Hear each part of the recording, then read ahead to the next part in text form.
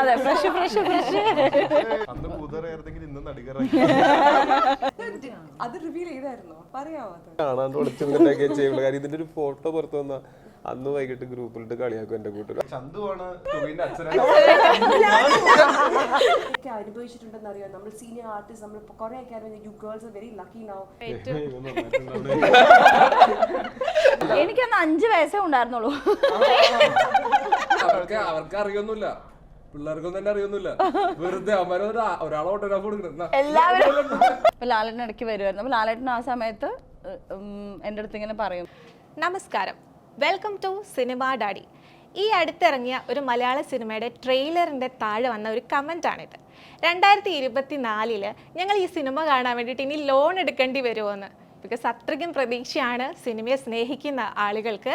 സിനിമയ്ക്കുള്ളിലെ cinema പറയുന്ന ഒരു ചിത്രം നടികർ. അപ്പം നടികരുടെ വിശേഷങ്ങളുമായിട്ട് ഫുൾ ടീം എന്ന് പറയുന്നില്ല, എന്നാലും ടീം നമ്മളോടൊപ്പം ജോയിൻ ചെയ്യുന്നുണ്ട്. Let's welcome dum. നമസ്കാരം, എല്ലാവർക്കും സ്വാഗതം. ടൊവിനോ തോമസ്, ബാബന മേനോൻ, ബാലു വർഗീസ്, എല്ലാവരും ഓരോരുത്തർ വിളിച്ച് ക്ഷണിക്കാം. ദിവ്യ പിള്ള ആൻഡ് ചന്തു, വെൽക്കം, എല്ലാവർക്കും സ്വാഗതം. അപ്പോൾ ഇപ്പോൾ പറഞ്ഞ പോലെ തന്നെ ട്രെയിലർ കണ്ടിട്ടാണ് ആൾക്കാർക്ക് ആകാംക്ഷ ഇങ്ങനെ കൂടുന്നത്. നിങ്ങൾക്ക് എങ്ങനെയുണ്ട് റെസ്പോൺസസ് ഒക്കെ വരുന്നത്?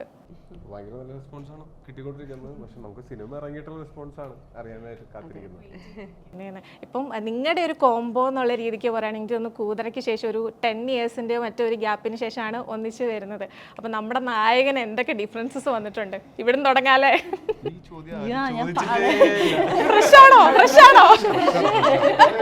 ഞാനിത് പറഞ്ഞു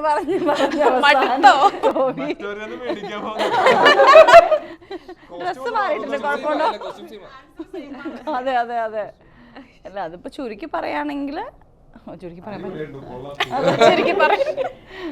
വളരെ പോസിറ്റീവ് ആയിട്ടുള്ള മാറ്റമാണ്. കാണുമ്പോൾ വളരെ സന്തോഷം തോന്നിക്കുന്ന മാറ്റമാണ്. ഒരു ബിഗിനറിൽ നിന്നുള്ള ഒരു കൺഫ്യൂഷൻസും ആങ്സൈറ്റീസും ഒക്കെ ഇപ്പം ഇല്ലയെന്നല്ല, പക്ഷെ എങ്കിലും ഒരു കുറേയും കൂടി എന്ത് വേണം എന്നുള്ളൊരു ക്ലാരിറ്റി ഉള്ള ഒരു ടൊവി കാണുമ്പോൾ ഭയങ്കര ഒരു സന്തോഷമുണ്ട്. അല്ല, സൂപ്പർ സ്റ്റാർ ആയിട്ട് വന്നിട്ട് രഞ്ജിത്ത് സാർ നമ്മൾ ട്രെയിലർ കാണുമ്പോൾ വഴക്ക് പറയുന്നുണ്ട്, അഭിനയിക്കാൻ അറിയത്തില്ല എന്നൊക്കെ പറഞ്ഞിട്ട്. അപ്പൊ അഭിനയിക്കാൻ അറിയാവുന്ന ഒരാൾ പോയിട്ട് അഭിനയിക്കാൻ അറിയാത്ത ആളായിട്ട് അഭിനയിക്കുമ്പോഴുള്ള ഒരു ഡിഫിക്കൽട്ടീസ് ഒക്കെ അവിടെയാണ് അഭിനയം. അല്ല, അത് നമ്മളങ്ങനെ ഭയങ്കര മോശം ആക്ടറായിട്ടല്ല തുടക്കത്തിലും ഇയാളെ കാണിക്കുന്നത്. ഓക്കെ ആക്ടറാണ്. ഒരു ഐറ്റം ഉണ്ട് പുള്ളിയുടെ കയ്യിൽ, ഒരൊറ്റ ഐറ്റം. അത് വെച്ചിട്ട് മുന്നോട്ട് പോകുന്ന ആളാണ്. ആദ്യത്തെ 3 സിനിമകളും ഭയങ്കര ഹിറ്റൊക്കെ ആയിട്ടുണ്ട് എന്നുള്ളതാണ് അയാളുടെ സക്സസ്. ഒരുപക്ഷെ ഒരു ആക്സിഡൻ്റൽ സൂപ്പർ സ്റ്റാർ എന്നുള്ള ടേം ഇതിൻ്റെ റൈറ്റർ ഇടയ്ക്ക് പറയാറുണ്ട്. പെട്ടെന്ന് സ്റ്റാർ ആയിപ്പോയി, പിന്നെ അതിനെങ്ങനെ ഹാൻഡിൽ ചെയ്യേണ്ടതെന്നൊക്കെ അറിയാൻ പാടില്ലാണ്ട്, പക്ഷേ ഇഷ്ടംപോലെ പൈസയും ഫെയിമും എല്ലാം കൂടെ വരുമ്പോൾ ഇയാൾക്കത് ശീലമില്ലാത്തൊരു സാധനമായിരിക്കും. അതിൽ വന്നിട്ടുള്ള ഉപദേശിക്കാനോ പറഞ്ഞു കൊടുക്കാനോ ഗ്രൗണ്ടഡ് ആക്കി നിർത്താനോ ആരും ഇല്ലാത്ത ഒരാൾ. അപ്പോൾ അങ്ങനെ ഫോക്കസ് ഒന്നും ഇല്ലാത്ത ഒരാളായിട്ട് അങ്ങനത്തെയാണ് ഇയാളുടെ തുടക്കത്തിലെ സമയം. അതിൽ നിന്ന് ഇതെല്ലാം ഉള്ള ഒരു എങ്ങനെ ഒരു കുറച്ച് ഗ്രൗണ്ടഡ് ആയിട്ട് കാര്യങ്ങളെ കുറച്ചും കൂടി പക്വതയോടെ നോക്കി കാണുന്ന ആളായിട്ട് മാറുന്നു എന്നുള്ള ആസ് എ ഹ്യൂമൻ ബീയിങ്ങും ആസ് എൻ ആക്ടറും അങ്ങനെ കുറച്ചും കൂടി പക്വതയോടെ നോക്കി കാണുമ്പോഴാണ് ഒരു ഫോക്കസ്ഡ് ആയിട്ട് ആ പ്രൊഫഷനിൽ, അതായത് ഫോക്കസ് മാറിപ്പോകുന്ന ആണ് ഇദ്ദേഹത്തിൻ്റെ പ്രശ്നം ഈ ക്യാരക്ടറിൻ്റെ. അതായത് ബിസിനസ്സുണ്ട്, ഫെയിമുണ്ട്, ഇഷ്ടംപോലെ പൈസയുണ്ട്, വലിയ വീടുണ്ട്, ചുറ്റും പരിചാരകരുണ്ട് എന്നൊക്കെ പറയുന്ന സമയത്ത് ഇതെങ്ങനെ ഉണ്ടായത്, ഇതിനെല്ലാം കാരണം ഈ ഒരു ഇയാളുടെ പെർഫോമൻസ്, ആ ഒരു ക്രാഫ്റ്റാണ് എന്നുള്ളതും അതിലേക്കുള്ള ഫോക്കസ് മാറിയിട്ട് മറ്റു പല കാര്യങ്ങളിലേക്കും ഫോക്കസ് പോയ ഒരാൾ വരുന്നു എന്നുള്ള പോലെയാണ്. അപ്പോൾ മോശം ആക്ടർ ആയതുകൊണ്ടല്ല, അത് ഓക്കെ ആക്ടറിൽ നിന്ന് ഒരു ബെറ്റർ ആക്ടറിൻ്റെ ഒരു തുടക്കം. അതാണ് ഈ പടത്തിൻ്റെ ഒരു ഇപ്പം ബാലുവിലേക്ക് വരികയാണെന്നുണ്ടെങ്കിൽ ഇപ്പം എനിക്ക് തോന്നുന്നു ആ ഒരു ഇൻഡസ്ട്രിയൽ ഹിറ്റ് കോംബോ എന്ന് വേണമെങ്കിൽ നമുക്ക് പറയാം. ഡയറക്ടർ കം ആക്ടേഴ്സിൻ്റെ ആ ഒരു നിങ്ങളുടെ ഒരു കോംബോ. ഇപ്പം അതായത് ചേട്ടൻ അല്ലെങ്കിൽ കോ ആക്ടർ അല്ലെങ്കിൽ കോ ഡയറക്ടർ എന്ന രീതിയിലൊക്കെ പറഞ്ഞു കഴിയുമ്പോൾ ഏറ്റവും കൂടുതൽ അടുത്തറിഞ്ഞിട്ടുള്ള ഒരാൾ മേ ബി ചിലപ്പം ആയിരിക്കുമല്ലോ. അപ്പോൾ എങ്ങനെയുണ്ട് ആളിൻ്റെ ഒരു ജേണി നോക്കി കാണുമ്പോൾ ആസ് എ ഡയറക്ടർ അല്ലെങ്കിൽ ഫ്രണ്ട് എന്നുള്ള രീതിയിലൊരു ഒരു പെർഫോമൻസോ അല്ലെങ്കിൽ നിങ്ങളുടെ ആ ഒരു ലൈവ് ലൊക്കേഷനിലുള്ള ഇൻട്രാക്ഷൻസ് ഒക്കെ? അത് മാത്രം പറഞ്ഞില്ല, അതെല്ലാം പറഞ്ഞു. ഈ പടത്തിന്റെ ജീൻചാൻ്റെ ഒരു മൊത്തം ജേർണിനെ പറ്റി പറയുമ്പോൾ എനിക്ക് വളരെ സന്തോഷമുള്ള പരിപാടിയാണ്. കാര്യം ജീൻചാൻ്റെ കൂടെ എനിക്ക് ജീൻചാൻ്റെ ആദ്യത്തെ സിനിമയിൽ തന്നെ എനിക്ക് അഭിനയിക്കാൻ പറ്റി. അപ്പോൾ ആ ഒരു നമ്മൾ സിനിമ സ്വപ്നം കണ്ട് നടക്കുന്ന സമയം തുടങ്ങി നമ്മൾ ഒരുമിച്ച് ഉണ്ട്. അപ്പോൾ അങ്ങനത്തെ ആൾക്കാർ ഒരുമിച്ച് വർക്ക് ചെയ്യുമ്പോൾ കിട്ടുന്നൊരു സുഖം, അത് ആ വർക്ക് ചെയ്ത് ആ വർക്ക് ആൾക്കാർ അക്സെപ്റ്റ് ചെയ്യുമ്പോൾ കിട്ടുന്നൊരു സുഖം, അതൊരു വലിയൊരു ഹൈ ആണ്. അത് ഒന്നിനും കമ്പയർ ചെയ്യാൻ പറ്റാത്തൊരു സുഖമാണ്. ഒരു വെള്ളിയാഴ്ച അല്ലെങ്കിൽ ഒരു വ്യാഴാഴ്ച തിയേറ്ററിൽ പോയിട്ട് നമ്മുടെ പടം ഫസ്റ്റ് ഷോ കണ്ട ആൾക്കാർ കൈയടിച്ചിറങ്ങുമ്പോൾ, അത് എസ്പെഷ്യലി ഇങ്ങനെ വർക്ക് ചെയ്തേക്കുന്ന ആൾക്കാർ നമ്മൾ കിട്ടുമ്പോൾ ഒരു സുഖം. അപ്പോൾ അങ്ങനെ ഉണ്ടായ ആൾക്കാരാണ് ജീജൻ. ഇപ്പോൾ ഹണിബിയിൽ ഞാനും ഒരു മെയിൻ സ്ട്രീം സിനിമയിൽ ഒരു മെയിൻ ക്യാരക്ടർ ചെയ്ത ഒരു സിനിമയാണ്. അപ്പോൾ അങ്ങനെ വളർന്നു വന്ന ആൾക്കാരാണ്. അപ്പോൾ ജീജൻ്റെ കൂടെ ഇപ്പോൾ അഭിനയിക്കാൻ പറ്റി, അത് വേറൊരു ഭാഗ്യം, അതൊരു മറ്റൊരു ആശ്വാസം അത് പറഞ്ഞ പോലെ. അപ്പോൾ very happy to be a part of this movie. ഈ സിനിമയിൽ ജീജടൻ കൂടാതെ എനിക്ക് എൻ്റെ വളരെ പ്രിയപ്പെട്ട, എനിക്ക് ഭയങ്കര, നമ്മൾ ഒരുപാട് സിനിമകൾ നമ്മൾ ചെയ്തിട്ടില്ല, ആകെ 3 സിനിമകൾ നമ്മൾ ഒരുമിച്ച് ചെയ്തിട്ടുള്ളൂ. അതിനകത്തും ത്രൂ ഔട്ട് ക്യാരക്ടേഴ്സ് പറയാൻ വേണ്ടി ആകെ നമ്മൾ തരംഗത്തിലേ ചെയ്തിട്ടുള്ളൂ. പക്ഷെ എന്നിരുന്നാൽ പോലും അത്രയും കണക്ഷനുള്ള ഒരു ആളാണ് എനിക്ക് ടോബി. അപ്പോൾ ടോബിൻ്റെ കൂടെ നമുക്ക് ഇത്രയും വലിയൊരു സിനിമ, ജീജൻ്റെ കൂടെ നമ്മളൊരു ഫാമിലി സിനിമ, ബാവച്ചി, നമ്മളെല്ലാ ആൾക്കാരും നമ്മളുടെ കൂടെ ഉണ്ട്. അപ്പോൾ അങ്ങനെ ചെയ്യുമ്പോൾ കിട്ടുന്നൊരു സുഖം വേറെ തന്നെയാണ്. ഇനി ഈ പറഞ്ഞ നമ്മുടെ പ്രൊഡ്യൂസറും എല്ലാമായ അനൂപേട്ടനും എല്ലാരും, എന്നാ പിന്നെ അല്ലനും എല്ലാവരും ഉണ്ട്. അപ്പോൾ ഇതിന് ഞാൻ നേരത്തെ പറഞ്ഞ പോലെ ഇതും ഈ പറഞ്ഞ നമ്മളുടെ ഈ 3-ാം തീയതി തിയേറ്ററിൽ ആൾക്കാരുടെ കൂടെ ഈ മൊത്തം സർക്കിൾ കംപ്ലീറ്റ് ആവണമെങ്കിൽ, ഇതിന്റെ ഒരു സിനിമയുടെ സർക്കിൾ കംപ്ലീറ്റ് ആവണമെങ്കിൽ അതിന്റെ ആ പറഞ്ഞ റിലീസ് ഡേറ്റിൽ തിയേറ്ററിൽ പോയി ആൾക്കാരോടെ കണ്ടിട്ട് ആ ഒരു ആൾക്കാരെ അക്സെപ്റ്റ് ചെയ്തു എന്ന് കിട്ടുമ്പോൾ സുഖത്തിന് വേണ്ടി വെയിറ്റ് ചെയ്യുന്നു, അതുകൊണ്ട് പ്രാർത്ഥിക്കുന്നു. ഇപ്പൊ പറഞ്ഞ പോലെ തന്നെ ഇതൊരു ടീം എഫേർട്ട് ആണല്ലോ. അപ്പം എങ്ങനെ ഉണ്ടായിരുന്നു ഈ ഒരു ടീമിന്റെ കൂട്ടത്തില് പാർട്ടായപ്പോ? അതല്ല, എൻ്റെ ക്യാരക്ടർ ഒരു ടോബിയുടെ അമ്മയായിട്ടാണ് ഈ സിനിമയില്. കുട്ടി ടോബിയുടെ ആണോ?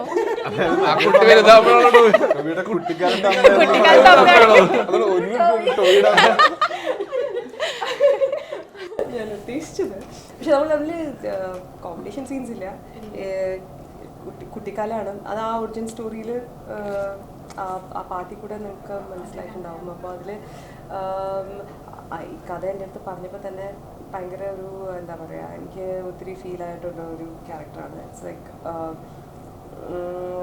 ആ ഒരു ബോണ്ട്, അമ്മയും കുഞ്ഞായിട്ടുള്ള ബോണ്ട്, പിന്നെ അമ്മ, ആ ഒരു അതിലാണ് കുറേ കൂടെ ആ ക്യാരക്ടറിന് ഫ്യൂച്ചറിൽ ഫേസ് ചെയ്യുന്ന കുറേ പ്രശ്നങ്ങളൊക്കെ എവറിത്തിങ് ഇസ് സോ. ഞാനിങ്ങനെ പറഞ്ഞ കഥ പറയാതെ ക്യാരക്ടറിനെ പറ്റി പറയാനുള്ള അതന്നെ എനിക്കത് എന്താ പറയാ, എനിക്ക് സോ ബേസിക്കലി എനിക്ക് ക്യാരക്ടർ ഒത്തിരി ഇഷ്ടപ്പെട്ടു. അങ്ങനെ എനിക്ക് അധികം എനിക്ക് കോമ്പിനേഷൻ സീൻസ് ഉണ്ടായിരുന്നത്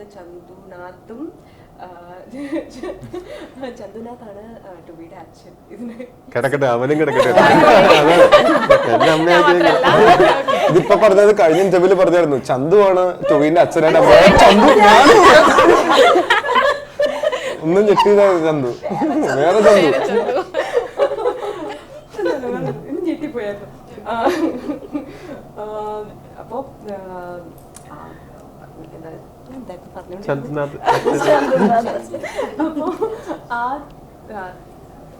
അവരായിട്ടായിരുന്നു കൂടുതൽ കോമ്പിനേഷൻ ചെയ്യുന്നത്. പിന്നെ ഒരു ടോബിയുടെ കുട്ടിക്കാലം കാണിക്കുന്നൊരു കുട്ടിയുണ്ട്.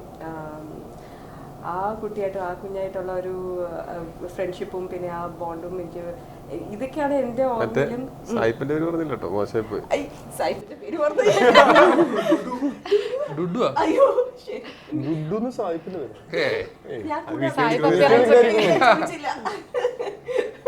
ജോൺ കഥാപാത്രത്തിന്റെ പേര്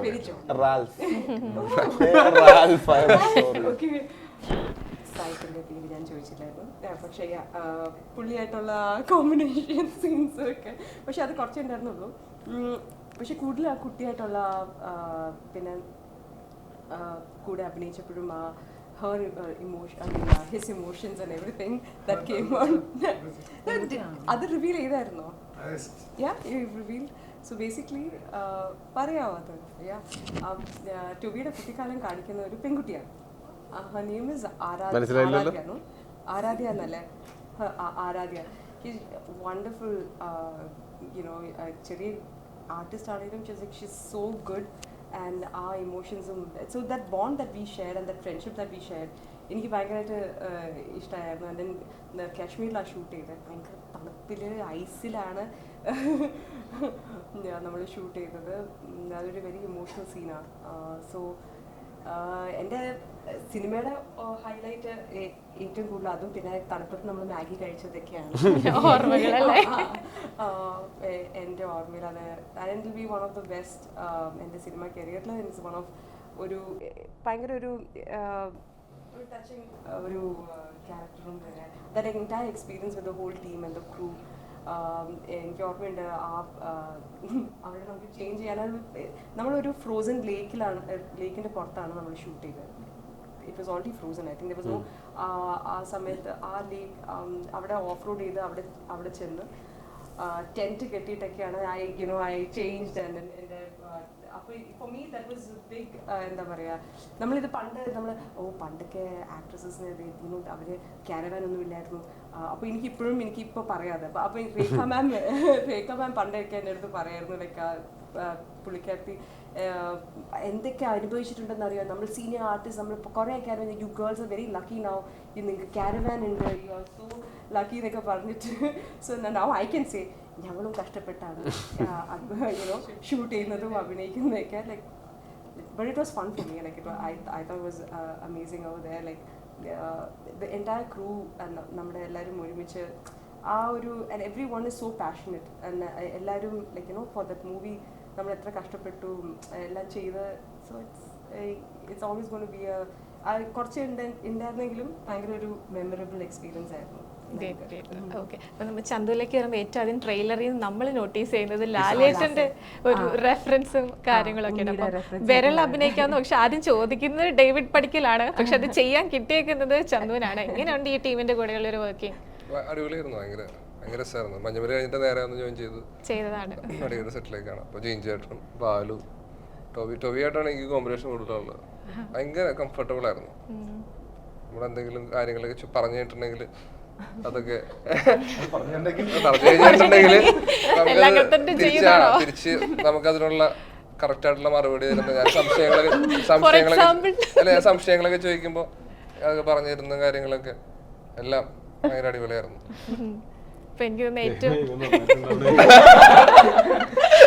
ഏറ്റവും കൂടുതൽ ആൾക്കാർ ആവശ്യപ്പെടാൻ പോകുന്ന ആ ഡയലോഗ് ഒന്ന് പറയൂ എന്നായിരിക്കും. ഡേവിഡ് പടിക്കലിനോട് ചോദിക്കുന്ന ഡയലോഗ് ഇല്ലേ വിരള് അഭിനയിക്കുന്ന ഉണ്ണി മുകുന്ദൻ, ഒന്ന് പറയാവോ? ഞങ്ങൾക്ക് അല്ല, കംഫർട്ടബിൾ ആയിട്ടുള്ള രീതി. ഉണ്ണി മുകുന്ദൻ ഫാൻസിനെ ഫോളോ ചെയ്യുന്ന അറ്റാക്ക് എന്നെ ഫോളോ ചെയ്യാൻ പറ്റും?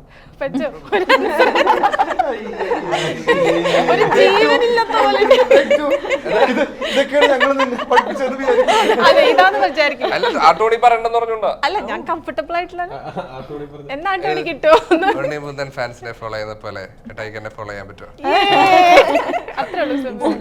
ക്യാഷ് എന്നിട്ട് ഞാൻ കുറച്ചുകൂടെ പറഞ്ഞാൽ ഇപ്പൊ നമ്മൾ പോസ്റ്റ് കാണുമ്പോൾ തന്നെ ഡേവിഡ് പടിക്കലിന്റെ സൈൻ എഴുതി ഓട്ടോഗ്രാഫ് ഒക്കെ ചെയ്തിട്ടാണ് വെച്ചേക്കുന്നത്. അപ്പം നിങ്ങൾക്ക് അങ്ങനത്തെ എന്തെങ്കിലും ഭയങ്കര മെമ്മറബിൾ ആയിട്ടുള്ള മൊമെന്റ്സ് ഉണ്ടോ ഇങ്ങനെ ഓട്ടോഗ്രാഫ്സ് ചെയ്ത് കൊടുക്കുക? ബിക്കോസ് ഇപ്പൊ എല്ലാം മാറി. നമ്മൾ വന്നാൽ തന്നെ ചേട്ടാ ഒരു സെൽഫി എടുത്തോട്ടെ ഒന്നൊക്കെ ചോദിച്ചാണ് വരുന്നത്. അപ്പൊ ഈ കാലഘട്ടം മാറുന്നതിനനുസരിച്ച് ഈ ഓട്ടോഗ്രാഫ്സ് ഒക്കെ ഇങ്ങനെ മറന്നുകൊണ്ടിരിക്കുക. അപ്പം ഇത് ആരുടെ ഐഡിയ ആണ്? എന്താണ് സംഭവം? ഈ ഓട്ടോഗ്രാഫ് എന്നെ സംബന്ധിച്ചിടത്തോളം എനിക്കത് ഭയങ്കര അതൊരു ഇമേജാണ്, ഒരു സ്റ്റാറിൻ്റെ ഇമേജാണ്. ആൾക്കാർ വന്ന് ഫോട്ടോഗ്രാഫിൻ്റെ സൈൻ ചെയ്തിരിക്കുന്ന പേരെടുത്തിരിക്കുന്ന ഇതിങ്ങനെ അതൊരു ഇമേജാണ്. എനിക്കതൊക്കെ വെച്ചാൽ ഞാൻ ആരും കാണാണ്ട് ഒളിച്ചിരുന്നിട്ടൊക്കെ ചെയ്യുള്ളൂ. കാര്യം ഇതിൻ്റെ ഒരു ഫോട്ടോ പുറത്ത് വന്നാൽ അന്ന് വൈകിട്ട് ഗ്രൂപ്പിലിട്ട് കളിയാക്കും എൻ്റെ കൂട്ടർ. അത് നമ്മളതിനേക്കാളും ഫോട്ടോ എടുത്താൽ പോരെ. രണ്ടാമത്തെ കാര്യം ഇവര് എവിടെന്നെങ്കിലും ഒരു ബില്ലിന്റെ ബാക്കൊക്കെ കൊണ്ടുവരും. നമ്മളിങ്ങനെ ഓട്ടോഗ്രാഫ് തിരിച്ചു നോക്കുമ്പോഴുണ്ട് ഇവിടെ പെട്രോൾ അങ്ങനെയൊക്കെ കാണാം. അപ്പൊ ഞാൻ ശരിക്കും സൂക്ഷിച്ചു വെക്കുന്നതാണ്. അല്ലെങ്കിൽ വെറുതെ എന്തെങ്കിലും ചെയ്യണ്ടേ ചെയ്യുന്നതാണ്. അങ്ങനെയാണെങ്കിൽ പറഞ്ഞു കഴിഞ്ഞാൽ നമുക്ക് വേണമെങ്കിൽ സംസാരിക്കാം, ഫോട്ടോ എടുക്കാം, ശരിക്കും. പക്ഷെ അത് സൂക്ഷിച്ചു വെക്കുന്നവർ ഉണ്ടാവും. ഞാനങ്ങനെ ആരുടെയും ഓട്ടോഗ്രാഫ് മേടിച്ചിട്ടില്ല, അതുകൊണ്ട് എനിക്ക് അതിനെ പറ്റിയിട്ട് അറിയില്ല. പക്ഷെ അത് സൂക്ഷിച്ചു വെക്കുന്നവർ ഉണ്ടാവുമായിരിക്കും.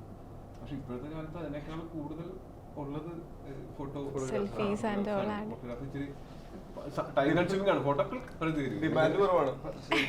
ശരിക്കും ഓട്ടോഗ്രാഫ്സ് ഒക്കെ ഞാനും ആദ്യമായിട്ട് ഓട്ടോഗ്രാഫ് ഇടാൻ പഠിച്ചത് സ്കൂളിലൊക്കെ ഷൂട്ടിന് പോകുമ്പോഴാണ്. സാധാരണ പിള്ളേര് വേറെ എവിടെയും നമുക്ക് ഫോട്ടോഗ്രാഫ് ഫോണില്ലാത്ത സ്ഥലങ്ങളിൽ സ്കൂള് അങ്ങനത്തെ സ്ഥലങ്ങളില് നമുക്ക് ചേട്ടാ ഒരു ഓട്ടോഗ്രാഫ് വരുമെന്ന് പറഞ്ഞു ഓട്ടോഗ്രാഫ് ഓരോ നമ്മുടെ മനസ്സിൽ മറ്റേ ഇമേജ് വരും. ബാക്ക്ഗ്രൗണ്ട് സ്കോറും വരും. എന്റെ നെയ്ബറിന്റെ അടുത്ത് ഭാവന ചേച്ചിയുടെ ഓട്ടോഗ്രാഫ് എന്റെ നെയ്ബറിന്റെ അടുത്തിരുന്നു. ആണോ? ഞാൻ കുറെ ഓട്ടോഗ്രാഫ് ഇതാക്കി കൊടുത്തിട്ടുണ്ട്. ബിക്കോസ് ഞാനൊക്കെ നമ്മൾ റിലീസ് ആകുമ്പോൾ അന്ന് 2003 ഒക്കെയാണ്. അന്ന് ഫോൺ ഉണ്ടെങ്കിലും ഈ സെൽഫി ചെറുപ്പത്തിലെ സിനിമയിലുണ്ട്. എനിക്കന്ന് 5 വയസ്സേ ഉണ്ടായിരുന്നുള്ളൂ.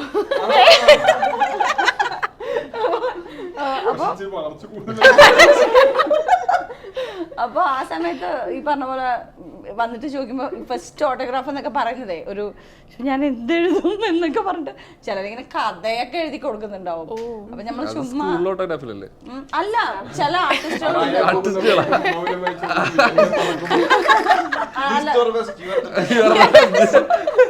ഞാൻ കണ്ടിട്ട് ക്രോണിക് ബാച്ചലറൊക്കെ ചെയ്യുമ്പോഴൊക്കെ ഇന്നസെന്റുകളൊക്കെ കുറച്ച് നല്ല രീതിയിൽ എഴുതിയിട്ടൊക്കെ കൊടുക്കുന്നതൊക്കെ ഞാൻ കണ്ടിട്ടുണ്ട്. അതായത് എന്തെങ്കിലും അത് ഒരു ഇമ്പാക്ട് ഉണ്ടാക്കുന്ന പോലെയൊക്കെ. ഞാനൊക്കെ മാക്സിമം വിത്ത് ലവ് ഭാവന എന്നുള്ളൊരു അവിടെ ഓട്ടോഗ്രാഫ്. എനിക്ക് തമിഴ് എഴുതാറിയാം, അത് എനിക്കറിയില്ല.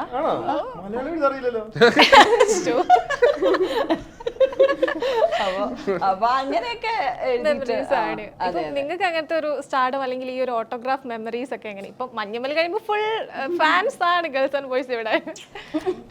ഈയിടെ ഞാൻ ഹൈദരാബാദിൽ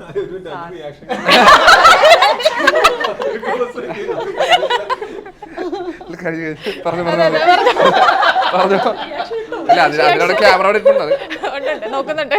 നോക്കിയില്ലായിരുന്നല്ലേ കാട്?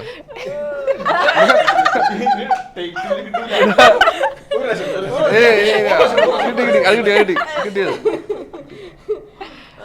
സാറേ പോയപ്പോ ഒരു കുട്ടി, മലയാളി കുട്ടി എൻ്റെ അടുത്ത് ചോദിച്ചു. അപ്പൊ ഞാൻ ഞെട്ടി,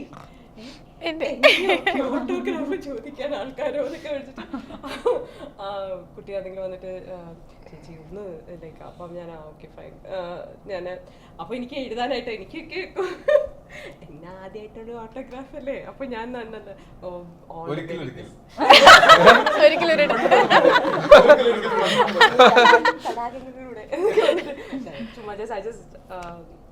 കോട്ടാണോ എന്താ എഴുതിയത്? ഒന്നും എഴുതിയിട്ടില്ല. All the very best U. Okay, അടുത്തതായി നമ്മൾ പോകാൻ പോകുന്നത് ചന്തുവിന്റെ എക്സ്പീരിയൻസിലേക്കാണ്. അതെ അതെ, നേരത്തെ നല്ല എക്സ്പ്രഷൻ ഒക്കെ ഇട്ട് അവിടെ ഇരിക്കുന്നുണ്ടായിരുന്നു റെഡി ആയിട്ട്. ഞാൻ കഴിഞ്ഞ ദിവസം സ്കൂളിൽ ഇപ്പൊ ഇതുപോലെ പിള്ളേരൊക്കെ വന്നായിരുന്നു. അപ്പൊ അവരുടെ സർട്ടിഫിക്കറ്റിന്റെ പുറകിൽ ഞാൻ ഓട്ടോഗ്രാഫ് എടുത്തു.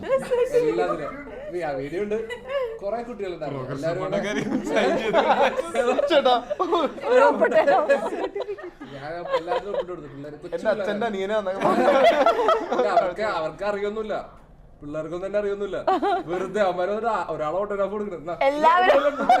ചേട്ടാ മഞ്ഞുമൽ ബോയ്സിന് എഴുത്, അങ്ങനെയെങ്കിലും ഓട്ടോഗ്രാഫ് ചോദിക്കാൻ വേണ്ട. മഞ്ഞുമൽ ബോയ്സിന് എഴുത്, നമ്പർ എഴുത്, പിള്ളേര് കൊച്ചു പിള്ളേര് നമ്പർ എഴുത്, എന്നിട്ട് ഓട്ടോഗ്രാഫ് അങ്ങനെ പറയുള്ളൂ. ചിലവരൊക്കെ സജഷൻ ഒക്കെ പറയും, എന്റെ പേരും കൂടെ എഴുത് ഭംഗിയില്. പിള്ളേരായതുകൊണ്ട് അവർക്ക് എല്ലാവർക്കും ഞാൻ 1 മണിക്കൂർ അവിടെ ഇരുന്നിട്ട് എല്ലാ പിള്ളേരെ സർട്ടിഫിക്കറ്റ് എഴുതിയിട്ടുണ്ട്. അറിയോല്ലോ കുട്ടികള് അവിടെ എഴുതേക്കാൻ പറ്റൂലേ, ചെറിയ പിള്ളേരാ. കൊടുത്തില്ലെങ്കിൽ അല്ല, നമുക്ക് അവിടെ കുഞ്ഞു പിള്ളേര് ഉമ്മാര് ഒരാൾക്ക് കൊടുത്തിട്ട് അടുത്ത ആൾക്ക് കൊടുത്തില്ലേ നമുക്കറിയും. അതുകൊണ്ട് ഫുള്ളിരുന്ന് എഴുതിയ എന്തായാലും നല്ലൊരു അനുഭവമായിരുന്നു പങ്കുവെച്ചത്. അതെ, ഡേവിഡ് പടിക്കലിലേക്ക് വരുമ്പോഴേ നമ്മുടെ FIR സുരേഷ് ഗോപി സാറിന്റെ ഒരു റിക്രിയേഷൻസ് ഒക്കെ വരുന്നുണ്ടല്ലോ. അപ്പം മാത്രമല്ല അതല്ല, ഒരുപാട് റിക്രിയേഷൻസും ഒക്കെ വരുന്നുണ്ട് എന്നിങ്ങനെ അറിഞ്ഞു. അപ്പം എങ്ങനെയാണ് ഇത്തരത്തിലുള്ള മാസ് ഡയലോഗ്, അപ്പിയറൻസ്, അങ്ങനെ മൊത്തത്തിൽ നമ്മൾ തിയേറ്ററിൽ പിടിച്ച് കുലിക്കാനുള്ള പരിപാടിയാണോ?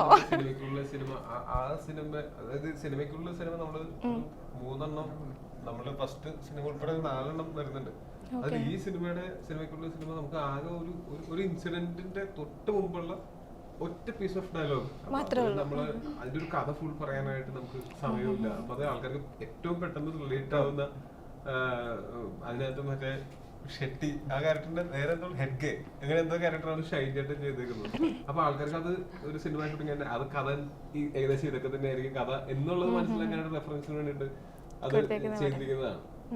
ബാക്കിയുള്ളതൊക്കെ കുറച്ചും കൂടെ നമുക്ക് ഇതിന്റെ കഥ മനസ്സിലാവുന്ന രീതിയിൽ തന്നെ നമ്മള് സീക്വൻസുകൾ ചിലതുണ്ട്, അത് കണക്ട് ചെയ്ത് ചിന്തിച്ചു കഴിഞ്ഞാൽ സിനിമയ്ക്കുള്ളിലെ സിനിമയുടെയും കഥ നമുക്ക് കുറച്ച് മനസ്സിലാവും. അതൊരു ട്രിബ്യൂട്ട് പോലെ ചെയ്യുന്നതാണ് കണ്ടാൽ മതി. ഓക്കെ, അത് അതിലിട്ട എഫേർട്സ് ഒക്കെ എങ്ങനെയാണ്? ആ ഒരു പ്രോസസ് എൻജോയ് ചെയ്തോ ശരിക്കും? നമുക്കെന്ന് വെച്ചാൽ അത് ഓൾറെഡി എക്സിസ്റ്റിംഗ് ആയിട്ടുള്ള ഭയങ്കര ഹിറ്റ് ആയിട്ടുള്ള ഒരു പരിപാടിയാണ്. അതിനെ നമുക്ക് വേറൊരു രീതിയിലൊന്നും നമ്മളുടെ ഭാഗത്തുനിന്നുള്ള ഒരു ഇതിൽ ചെയ്യാതെ അത് അതിനോട് ഒരു ട്രിബ്യൂട്ട് ആയിട്ട് തന്നെയാണ് അത് ചെയ്ത് വെച്ചേക്കുന്നത്. മോഡുലേഷൻ ആണെങ്കിലും ബ്രേക്ക് ആണെങ്കിലും ഒക്കെ അങ്ങനെ തന്നെയാണ് ചെയ്യുന്നത്. എനിക്ക് തോന്നുന്നു ഭാവന ഈ ഒരു ടീമിലേക്ക് വരുമ്പോൾ എല്ലാവരും ഞങ്ങളുടെ honey back Queen is back എന്ന് പറഞ്ഞിട്ടാണ് പറയുന്നത്. അപ്പം ഈ മാറ്റം ഫീൽ ചെയ്തിട്ടുണ്ടായിരുന്നു. ഇപ്പം നേരത്തെ ആൾ പറഞ്ഞ പോലെ തന്നെ ഡയറക്ഷനിലാണെങ്കിലും ആ ഒരു അപ്രോച്ചിലൊക്കെ മൊത്തത്തിൽ മാറ്റം വന്നിട്ടുണ്ടോ സിനിമയിൽ? ഐ മീൻ ഹണിബി കഴിഞ്ഞിട്ട് ചെയ്യുമ്പോൾ ഈ ഗ്രൂപ്പിന്റെ കൂടെ മാറ്റം ഇല്ല, എനിക്ക് അങ്ങനെ ഭയങ്കര മാറ്റം ഫീൽ ചെയ്തിട്ടില്ല. ബിക്കോസ് അന്നും ജീൻ അല്ലെങ്കിൽ ടീം എന്ന് പറയുമ്പോൾ വർക്കിന്റെ കാര്യത്തിൽ അവർ ഭയങ്കര പ്രൊഫഷണലാണ്, ഭയങ്കര ക്ലാരിറ്റിയാണ്, എന്താ വേണ്ടത് എന്താ വേണ്ടാത്തതെന്ന് അപ്പോഴേ അവനെ അറിയാം. സോ അത് കാരണം ഇപ്പോഴും എനിക്ക് അങ്ങനെ ഒരു ഭയങ്കര വർക്ക് കാര്യത്തിൽ എനിക്ക് അങ്ങനെ ഒരു ഭയങ്കര മാറ്റം, ഭയങ്കര പ്രൊഫഷണൽ ആയിട്ടുള്ള ഒരാളാണ് ജീൻ. ബിക്കോസ് നമ്മൾ കാണുമ്പോൾ അല്ലെങ്കിൽ നമ്മൾ ഫ്രണ്ട്സ് എല്ലാവരും കൂടി കൂടുമ്പോൾ ഉള്ള ഒരു ജീനെ അല്ല വർക്ക്. ക്യാമറയുടെ ആർട്ടിസ്റ്റ് ക്യാമറയുടെ അതിൽ വന്ന് ഇവൻ മോണിറ്ററിൽ ഇരിക്കുകയാണെങ്കിൽ ഇവൻ്റെ ഫേസ് തന്നെ മാറും. ഭയങ്കരമായിട്ട് അതിൽ ഭയങ്കര ഇൻവോൾവ് ആണ് അവൻ, ഭയങ്കര സീരിയസ് ആയിരിക്കും, അധികം കോമഡി അടിക്കാനൊന്നും ഉണ്ടാവില്ല. അത് കഴിഞ്ഞ് ഷോട്ട് നല്ലതാണെങ്കിൽ അവൻ്റെ മോൻ കണ്ട് നമുക്കറിയാം. ഷോട്ട് നന്നായി വന്നെങ്കിൽ അവൻ പെട്ടെന്ന് അവൻ ഭയങ്കരമായിട്ട് പ്ലസന്റ് ആവും, അല്ലേ, ഭയങ്കരമായിട്ട് എക്സ്പ്രസീവ് ആണ്. അല്ലെങ്കിൽ ഇല്ല, അത് അങ്ങനെയാണ് ജീൻ. ഹണീബിക്ക് ശേഷം ചെയ്യുമ്പോൾ ടോവിയാണ് ശരിക്കും ഈ ഗ്രൂപ്പിൽ നമുക്ക് പുതിയ. അതെ അതെ. അപ്പോൾ ഹണീബി പിന്നെ അങ്ങനത്തെ ഒരു മൂവിയാണ്, ഒരു എന്താ പറയുക, ഒരു ലവ് സ്റ്റോറിയും കൂടി ആയതുകൊണ്ട് ത്രൂ ഔട്ട് നമ്മുടെ ആ ക്യാരക്ടർ സെബാന ഏഞ്ചൽ എന്ന ക്യാരക്ടർ ഇങ്ങനെ നിൽക്കും. ഇതിൽ ഡേവിഡ് പടിക്കൽ ശരിക്കും പറയുകയാണെങ്കിൽ ഡേവിഡ് പടിക്കലിന്റെ ലൈഫ് ജേർണിയിൽ വന്ന് പോകുന്ന ഒരുപാട് ക്യാരക്ടേഴ്സ് ആണ്. അത് മൂവി കാണുമ്പോൾ ശരിക്കും മനസ്സിലാവും.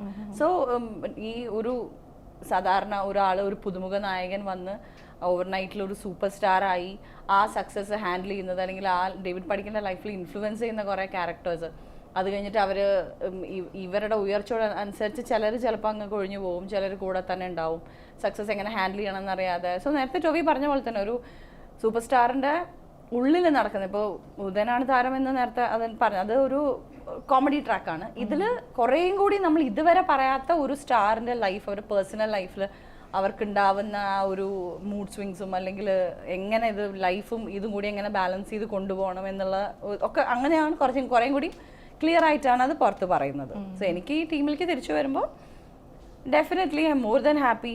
എനിക്ക് ശരിക്കും എൻ്റെ ഒരു ഗ്യാങ്ങിൽ വന്ന് ഉള്ള ഒരു കംഫർട്ട് ലെവലാണ്. നമുക്ക് എന്തും പറയാം, എന്തും ചെയ്യാം, സജഷൻ ഉണ്ടെങ്കിൽ ചോദിക്കാം, ആർക്കും ഒന്നും ജഡ്ജ് ചെയ്യില്ല, അങ്ങനെ ഒരു റാപ്പുള്ള ഒരു ടീമാണിത്. ബാലുവിന് ഇടയ്ക്ക് ഒരു ആക്സിഡന്റ് പറ്റിയായിരുന്നു ലൊക്കേഷനിൽ വെച്ചെന്നൊക്കെ ന്യൂസസ് വന്നിട്ടുണ്ടായിരുന്നു. എന്തായിരുന്നു സംഭവിച്ചത്? ഇല്ല, കുറച്ചു കാലം അന്ധനായി, ശരിയായി. എന്തെങ്കിലും ഫൈറ്റിംഗ് സീൻസോ അങ്ങനെ വല്ല ഫൈറ്റിംഗ് സീൻസോ അങ്ങനെ വല്ലതും? സിനിമ ലൊക്കേഷനിൽ ഉണ്ടാവുന്ന ഒരു ചെറിയ അങ്ങനത്തെ ഒരു ചെറിയ കുളപ്പളിയപ്പോഴായിരുന്നു ഒരു സൈഡ് ഉണ്ടായില്ല. ഗ്രേറ്റ്. നമുക്കൊരു ചെറിയ റൗണ്ടിലേക്ക് പോവാം. ടോപ്പ് 6 എന്നാണ്, ഇല്ല ഒന്ന് എന്റർടൈൻ ചെയ്ത് കൊണ്ടുപോകാനാ. അപ്പം സിനിമയുമായി ബന്ധപ്പെട്ട് തന്നെയാണ്. അപ്പം നിങ്ങളുടെ ഒരു എക്സ്പീരിയൻസ് ചോദിക്കാൻ വേണ്ടിയിട്ടാണ്. ആദ്യമായിട്ട് തന്നെ നടികർ എന്ന സിനിമയിലേക്ക് നിങ്ങളെ അട്രാക്ട് ചെയ്യിപ്പിച്ച ഫാക്ടേഴ്സ് എന്തൊക്കെയായിരുന്നു? ഓരോരുത്തരായിട്ട് പറയാം അല്ലേ? ടോവിനോ ചേട്ടൻ തുടങ്ങിക്കോ.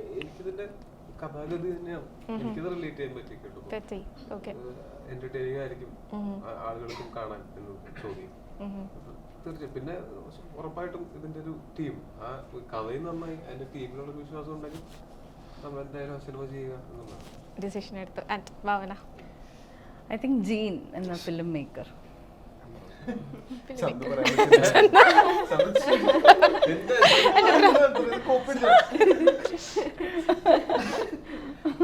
ഓക്കെ, ആ ഒരു ഫാക്ടറാണ്. അപ്പം പറഞ്ഞോളൂ, എന്താണ് ചേട്ടൻ? ചേട്ടൻ ഡെഫിനറ്റ്ലി ചേട്ടനുണ്ട്. പിന്നെ ഈ സിനിമ നമ്മൾക്ക് എല്ലാവർക്കും പൊതുവെ ആക്ടേഴ്സ് അല്ലെങ്കിൽ ഒരു വലിയ സ്റ്റാർസ് എന്നൊക്കെ പറയുമ്പോൾ നമ്മളെല്ലാവരും കാണുന്ന, പുറമേ നിന്ന് കാണുന്ന ഒരു ലോകമുണ്ട്, അതിനകത്തുള്ള ഒരു വസ്തുവാണ് ആ പറഞ്ഞൊരു ആക്ടർ അല്ലെങ്കിൽ സൂപ്പർ സ്റ്റാർ എന്ന് പറഞ്ഞ സംഭവം.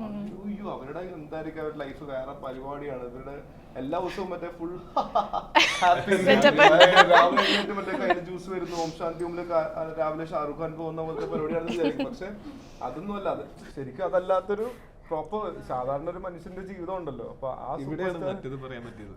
ഏത് ഒരു ഗതികെട്ട സൂപ്പർ സ്റ്റാറിന്റെ അപ്പൊ ആ ഒരു പരിപാടി അത് ശരിക്കും ആൾക്കാർ കാണുമ്പോ ഭയങ്കര രസമുള്ള ഒരു പരിപാടിയാണെന്ന് എനിക്ക് ഭയങ്കര ഫീൽ ചെയ്യായിരുന്നു. പിന്നെ ഡെഫിനറ്റ്ലി ജീഞ്ചന്റെ പടം. ഓക്കെ, നിങ്ങൾ എന്താണ് എന്തൊക്കെ ഫാക്ടേഴ്സ് ആണ് എത്തിച്ചത് സിനിമയിലേക്ക്? അത് ഞാൻ ഭാവന ചേച്ചി ഒരുപാട് ഭാവന ചേച്ചിയാണ് എനിക്ക് ഒരുപാട് വർഷത്തെ ആത്മബന്ധമുണ്ട്. അപ്പൊ ഞങ്ങൾ അതിന്റെ ഇടയിൽ അല്ലെ കുറെ കാലം ഒന്നും സംസാരിച്ചിട്ടുണ്ടായിരുന്നില്ല. അപ്പൊ ഭാവന ചേച്ചിയായിട്ട് പിന്നീട് ഒന്ന് കാണാൻ പറ്റുക എന്നൊക്കെ ഒരു സെറ്റിൽ ഞാൻ കണ്ടു. നമ്മള് ആ സെറ്റിൽ കണ്ടല്ലോ പ്രൊമോ ശരിക്കും നീ ഞങ്ങളുടെ ഇടയിൽ ഒരു വില്ലനായിട്ടാണ് വരുന്നത്. അപ്പൊ എനിക്ക് അങ്ങനെ അതാണ് എന്റെ മെയിൻ ആയിട്ട് തന്നെ ഭാവന ചേച്ചി. എൻ്റെ ക്യാരക്ടറാണ് അതില് നറേറ്റ് ചെയ്തപ്പോൾ എൻ്റെ ക്യാരക്ടർ. നെക്സ്റ്റ് ക്വസ്റ്റ്യൻ എന്ന് പറയുന്നത്, നമ്മൾ മുല്ലപ്പൂവിൻ്റെ ഒരു റെഫറൻസ് പടത്തിൽ വരുന്നുണ്ട്. മുല്ലപ്പൂവും കൂടി ഏറ്റ് കിടക്കുമ്പോൾ അവർക്കും ആ സൗരഭ്യം വരും എന്നൊക്കെ നമ്മൾ ട്രെയിലറിൽ ഒരു സാധനത്തിൽ ഇങ്ങനെ ഇല്ലേ ഉണ്ട് വരും. അത് ഞാൻ ക്വസ്റ്റ്യൻ പറയുമ്പോൾ മനസ്സിലാവും എന്താണ്. അപ്പം നിങ്ങളുടെ ലൈഫിൽ അത്തരത്തിൽ ഇൻഫ്ലുവൻസ് ചെയ്തിട്ടുള്ള സിനിമ ഇൻഡസ്ട്രിയിൽ നിന്നുള്ള അല്ലെങ്കിൽ എന്തെങ്കിലുമൊക്കെ കാര്യങ്ങൾ പഠിപ്പിച്ചിട്ടുള്ള എന്തെങ്കിലും ഒരു മുല്ലപ്പൂ ആരാണ് എന്ന് ചോദിച്ചാൽ ആരെ പറയും? ഇപ്പൊ പിടികിട്ടിയില്ലേ? അതന്നെ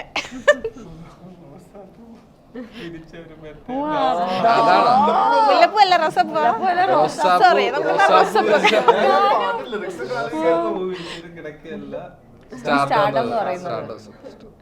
ഓക്കെ, എന്തായാലും നമ്മൾ പൂവ്. ഓക്കെ, അപ്പൊ നമ്മൾ എന്തായാലും ഒരു ഫ്ലവർ, ആളിന്റെ ഒരു സൗരഭ്യം നമ്മളെ കൂടി ഇൻഫ്ലുവൻസ് ചെയ്തു.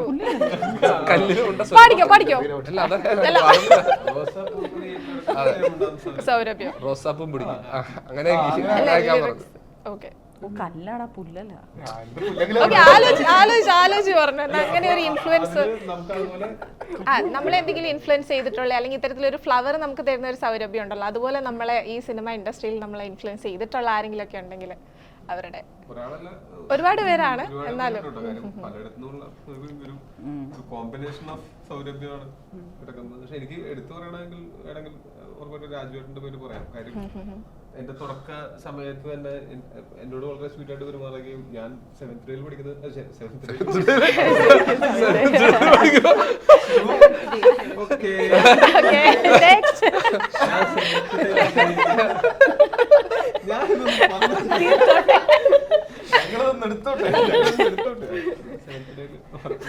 അഭിനയിക്കുന്ന സമയത്ത് തന്നെ പുള്ളിയായിട്ട് കുറെ സംസാരിക്കാനായിട്ട് അവസരം കിട്ടിയിട്ടുണ്ട്. അന്നും പുള്ളി വലിയ സ്റ്റാറാണ് എന്നെ സംബന്ധിച്ച്. ഞാൻ ഭയങ്കര പുതിയ ആളായിരുന്നു. ആ സമയത്ത് സംസാരിക്കുന്ന സമയത്ത് പുള്ളിയുടെ ഒരു വിഷനും ഈ സിനിമയോടുള്ള ഒരു പാഷനും ഫോക്കസും ഒക്കെ തീർച്ചയായിട്ടും എന്നെ ഇൻഫ്ലുവൻസ് ചെയ്തിട്ടുണ്ട്. നമ്മളത് ആദ്യം എനിക്കിതിനെ പറ്റി ഒന്നും അറിയാത്ത സമയത്ത് ഞാൻ സംസാരിച്ചത് അങ്ങനെ ഒരാളോടാണ് എന്നുള്ളത് എനിക്ക് എൻ്റെ ഒരു വിഷൻ രൂപപ്പെടുത്തുന്നതിലും ഹെൽപ്പ് ചെയ്തിട്ടുണ്ട്. നമുക്ക് പറയാം ആരാടുത്ത് പറയുന്നേ, പറയാനൊരു മടിയുണ്ടെന്നൊക്കെ. ഓക്കെ, ദിവ്യ ആരെയാ? All my directors, co actors, അവരെയൊക്കെ ഒബ്വിയസ്ലി നമുക്ക് പഠിക്കാനും എൻ്റെ എക്സ്പീരിയൻസസ് ഓരോ സിനിമയിൽ പോകുമ്പോൾ അതിൻ്റെ എക്സ്പീരിയൻസ് കൂടെയുള്ള അഭിനയിക്കുന്ന ആൾക്കാരും നമ്മളൊരു സിനിമ സെറ്റിൽ പോകുമ്പോഴായിരിക്കും ഒരു നമുക്ക് കൂടുതലും ഇതിനെപ്പറ്റി എന്താണ് ആക്ടിങ് എന്താണ് എന്നുള്ള കാര്യങ്ങളൊക്കെ പഠിക്കാൻ. എനിക്കിതൊന്നും പഠിച്ചിട്ടല്ലല്ലോ നമ്മൾ വരുന്നത്. അപ്പോൾ ഫോർ മീ ഓരോ ആൾക്കാരുടെ കൂടെ ഉള്ള എക്സ്പീരിയൻസസും അവർ പറഞ്ഞു തരുന്നതും ഒക്കെ എൻ്റെ എല്ലാ കോ ആക്ടേഴ്സും എനിക്ക് എന്തെങ്കിലും ഒരു സ്പെഷ്യലായിട്ടുള്ള കാര്യം പറഞ്ഞു തന്നിട്ടുണ്ടാവും. അപ്പോൾ അതെല്ലാം those are all experiences for me. അപ്പോൾ അവരുടെ കൂടെയുള്ള ഇതാണ് എൻ്റെ അടുത്ത സിനിമയിലേക്കുള്ള എൻ്റെ പ്രീവിയസ് സിനിമയിൽ എൻ്റെ എക്സ്പീരിയൻസ് ആണ് എൻ്റെ അടുത്ത സിനിമയിൽ എൻ്റെ ആക്ടിങ് ഇതിൽ എന്നെ ബെറ്റർ ആക്കുന്നത്. ബോയ്സ് 11 പേരും പിന്നെ ചിതു ഷൈജു ഒക്കെ ഇവരൊക്കെ തന്നെ 13 പേരല്ലേ? ചിതു ഷൈജു എക്സ്ട്രാ പറഞ്ഞതാ. അവര് ബോയ്സ് ഇല്ലാത്ത ആൾക്കാരല്ലേ. ആലോചിച്ചിട്ട് സമയം കൂടുതൽ കൊടുത്തു. ഓക്കെ, ബാലു പറഞ്ഞു എന്താണ് ആരൊക്കെയാണ്? 11 ബോയ്സ്. അല്ല സിനിമയിൽ ശരിക്കും ലാലങ്ങൾ തന്നെ ആയിരിക്കും. ഓക്കെ ഭാവന. ക്രോണിക് ബാച്ചിലർ ചെയ്യാൻ പോവാണ്. അപ്പോൾ ക്രോണിക് ബാച്ചിലർ ചെയ്യാൻ പോകുമ്പോൾ ഫാസിൽ സാറാണ്, പിന്നെ ഫാസിൽ സാറിൻ്റെ വീട്ടിലാണ് നമ്മൾ ഷൂട്ട് ചെയ്യുന്നത്. അപ്പോൾ സിദ്ദിഖ് സാറുണ്ട്, അപ്പോൾ ലാലേട്ടൻ ഇടയ്ക്ക് വരുമായിരുന്നു. അപ്പോൾ ലാലേട്ടൻ ആ സമയത്ത് എൻ്റെ അടുത്ത് ഇങ്ങനെ പറയും, നീയും അച്ഛനും കൂടി ഒരു ദിവസം നമ്മുടെ വീട്ടിൽ വരും കേട്ടോ, നമുക്ക് ഡിന്നർ കഴിക്കാം, നമ്മളെല്ലാവരും മൂവി കണ്ടിട്ട് ഞങ്ങൾക്ക് ഭയങ്കര ഇഷ്ടപ്പെട്ടു, നിൻ്റെ ക്യാരക്ടർ ഭയങ്കര ഇഷ്ടപ്പെട്ടു എന്നൊക്കെ പറഞ്ഞിട്ട്.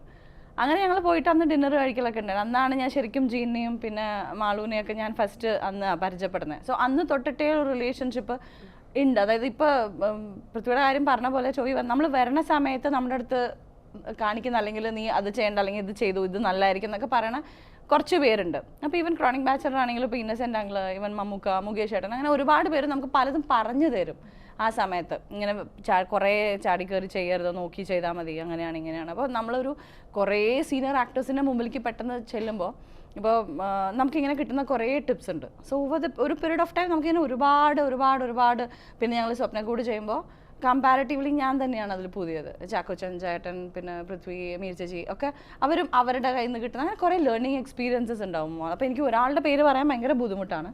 നമ്മളിങ്ങനെ വരുമ്പോൾ നമുക്കിങ്ങനെ ഓരോരുത്തരുടെ ഇതൊന്നും ഒരുപാട് മോട്ടിവേഷൻ, അല്ലെങ്കിൽ അവർ ചെയ്യുന്ന കാര്യങ്ങൾ, അല്ലെങ്കിൽ അവർ ചിലപ്പോൾ പറയുന്ന കാര്യങ്ങളൊക്കെ ചിലപ്പോൾ നമുക്ക് സ്ട്രൈക്ക് ചെയ്യും.